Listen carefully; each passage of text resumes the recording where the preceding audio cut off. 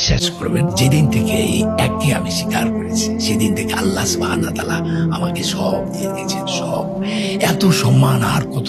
আমি যখন অ্যাওয়ার্ডটা নিচ্ছিলাম ওই সময় প্রাইম মিনিস্টারের হাত থেকে, তখন হুজুর এক ইমাম কোরআনের আয়াত পড়ছিলেন, যে আয়াতটা দিয়ে আমি নামাজ পড়তাম তখন চোখ ছলছল করে উঠলো।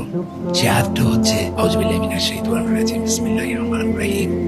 বিশ্বাসী হয়ে পুরুষ ও নারীর মধ্যে যে কেউ সৎকর্ম করবে তাকে আমি আনন্দপূর্ণ জীবন দান করব, তাদের কর্মের শ্রেষ্ঠ পুরস্কার তাদেরকে দান করব।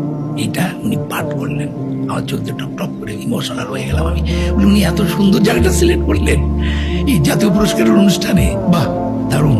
আমি মনে করি আমার যে মুদ্রা কথা, আমার হয়তো ব্যাংক ব্যালেন্স নাই, হয়তো আমার গাড়িটা ভাঙা, 25 বছর 20 বছর ধরে একই গাড়ি চালাই, হয়তো আমার জুতাটা খুয়ে গেছে, হয়তো আমি সাদা এই ড্রেস ধারণ করেছি, এটাও একটা কারণ আছে। আমি যেদিন তার কাছে সারেন্ডার করেছি পুরোপুরি, সেদিন থেকে আমি সাদা পড়ি। আর এটা কিন্তু সাদা না, it's a combination of 7 colours, 4টা রং এটার মধ্যে আছে। সাদা খুব প্রিয় আল্লাহর না। আমার কাছে মনে হয়েছে, আমি যেটা বলে যাই, বিশ্বাসী হয়ে যে সৎকর্ম করবে তার হয়তো প্রাচুর্য হবে না।